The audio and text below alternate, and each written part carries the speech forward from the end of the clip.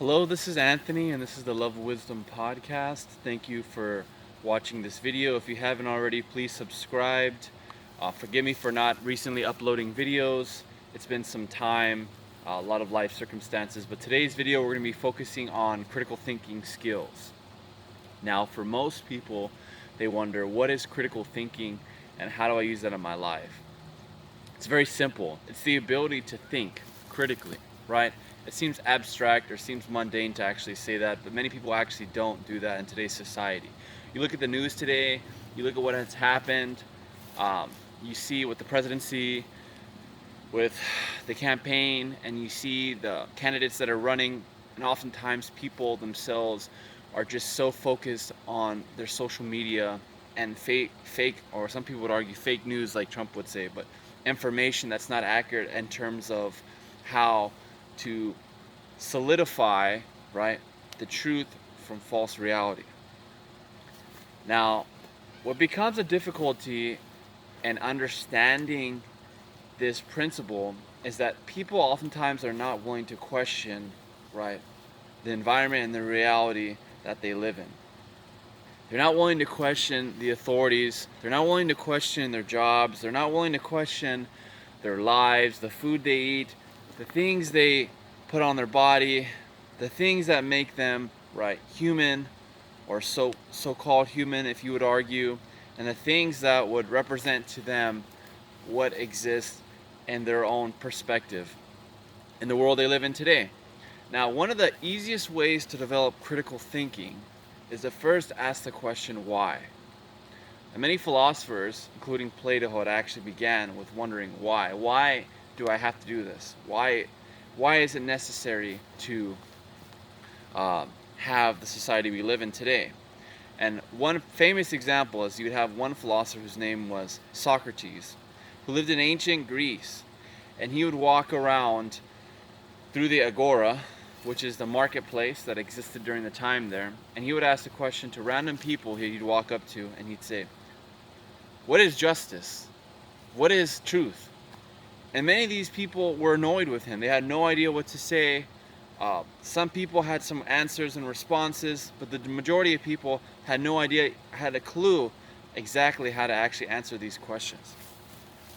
So what he did was he had actually gone to lawyers, politicians, senator leaders, gone to the highest ranking elite members of society at the time, and none of them knew how to really answer these questions. What did they decide to do? They decided to accuse him.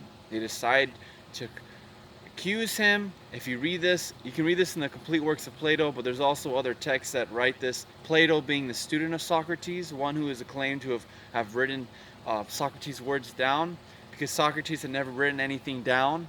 Similar to Jesus in the Bible, he'd only written down things on sand. If you read the Bible in the New Testament, it talks about that. Also, historically, there's evidence that supports that as well. But this particular case, Socrates is an example of mastering critical thinking, asking the appropriate questions, seeking answers to questions that many people are uncomfortable answering. And it seems like it's been an epidemic in society where people actually don't use any form of critical thinking, any form of reasoning. They go and they stare on their cell phones and they look at information and they see it as truth. They believe what the internet tells them, believe that what media speaks to them. They believe anything and everything that's said on TV, right? They watch movies and they think movies are real. They play video games and they think that video games are real. Like they think that like Mario is gonna come out of his cart and come kill people, right? Or that robots are gonna kill people, etc. But what people don't really realize is that there's a world and there's a life outside of the reality around them. But when you see the circumstances of the society we live in and the world we live in today, we know that there's a major epidemic, a major problem with how society functions and runs, because people don't use critical thinking. People don't use the reasoning and rational ability within their minds. And a lot of that is scientifically because we're emotional creatures. We're beings that are designed to use emotions when we react to things. We don't first think, what will happen if this happens? We don't logically reduce or conclude, right, from point A to point B, if we use Aristotelian logic, or if we were to just use logic itself, the way it was originally designed, what happens if this happens? What are the reasons why these occur? The older we get, sometimes we had to use certain principles, right? We may learn in school or not, or we may teach ourselves these ideologies or these, right, this system of knowledge, but oftentimes it's just disregarded and irregarded. And I feel like it's such a epidemic of critical thinking that people don't actually go about doing this. I know I mentioned in a previous video about critical thinking, but this is more of an updated video that I wanted to make to give more tidbits and strategies for people to do. So just to let people know, again, there's far more tools that are offered and available in philosophy and in the sciences than there are when you know, from people to people. If I were to ask someone, what's the purpose of your life? Or why do you do the things you do? Oftentimes people will give a reason, but it won't be a justifiable reason. They won't say, they may say, I work because of my family, or I work because I need to support myself, but they don't say, I work so that I can make enough money, so that I can gain enough experience, right? They don't follow a logical, conclusive step that allows them to get from one point, point A, to point B or point C, etc. So that they're allowed to live the life that they so desire, to live a happy life. And because of this, it creates problems. It creates a dynamic issue in their lives. A dynamic issue meaning it creates issues in their lives that's very versatile, that they have a hard time dealing with. And because of this, it creates a lot more difficulties in their personal lives that they themselves struggle with on a day-to-day basis. And it's actually quite simple. And you can see it every day. You can see it when you walk around your neighborhoods. You can see it when you watch TV. You can see it when you go on the internet, right? You can see it in any form of news outlet that exists. We have instantaneous messengers. We have Twitter feeds, Facebook feeds, right? Instagram. People's lives are so self-absorbed in themselves or in other things that they lose sight, of, you know, just existing, of being alive, of doing things that involve the right mindset. They're so focused on other things that they lose track of their own purpose and their meaning. And that life, that critical thinking, right? That thought, that pattern of thinking doesn't exist. It only exists, what exists is this fake facade, a fake reality, a fake existence. Almost as if like it's just a mirror that you're looking through. And in the mirror that you see, it's all fog. You can't see yourself. You just see a reflection of some other reality, of another existence. But it oftentimes seems like using, you know, logic to argue that there are many cases that people themselves don't necessarily critique their lives and see the value and purpose in what they do.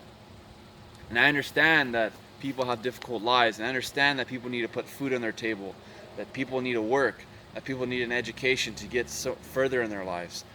But they're not willing to just go past that. They're not willing to break the point, right, of ignorance. Break the ignorance that exists within their lives. Break the reality that corresponds with their own version of what they assume is reality. Because we live in a universe where everything is really multivariable. Nothing is really stable. Everything is in flux. Things are always changing, no matter what reality and where we live. And this is the world we live in. We don't live in a stable world. We live in an ever fluctuating and changing world. So if that's the case, then why not try to adopt some of these principles of critical thinking? Why not question the status quo? Ask the right questions. Ask the important questions. Why? Right? How? When? Ask the questions that are necessary, particularly why. The why questions are the most difficult questions usually to answer. But how do these things occur? What is the purpose behind them? Right? How does it affect my life? How does it make my life better? If we're not answering these questions to ourselves in our minds, and we're not penning these down, right? Or maybe putting it in our tablets or smartphones, and we're not designing our lives to be better, we are literally wasting our lives. We are not thinking beings. We're not beings that are designed to think. And it is only natural that we use our emotions and we use our ability to sympathize with people, to connect with the world. So it's important that we use our logic just as well as our emotions, but to use more of our logic more than our emotions to make our lives better. And if this were done, the world would be such a better place. Now, I thank you guys all for following my videos here on YouTube, and I really appreciate all the comments recently that have been made.